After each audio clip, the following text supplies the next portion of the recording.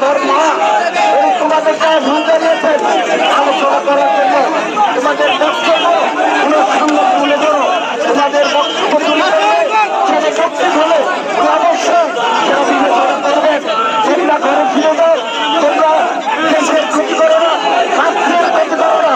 যে সকল রক্ত দিয়ে যে স্বাধীন করেছেন অন্তর নেতৃত্বে আওয়ামী লীগের নেতৃত্বে 2 লক্ষ মানবিক দিয়েছেন। আমরা এক সাগর রক্তের বিনিময়ে আমাদের দেশ আমরা অগ্রগতির দিকে স্বাধীন করেছি।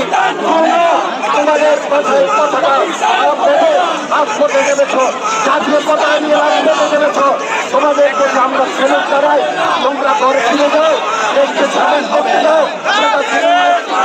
অর্থনৈতিকভাবে দেশ এগিয়ে গেছে, এটার জীবন জাতি ধর্ম বর্ণ দলবের নির্বিশেষে সবাই পেয়েছ এবং তোমরা পেয়েছ।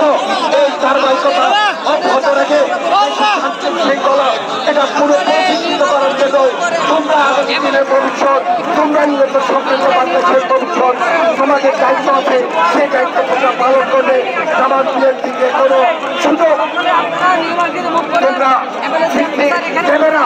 এই অনুরোধ তোমাদের রাখছি।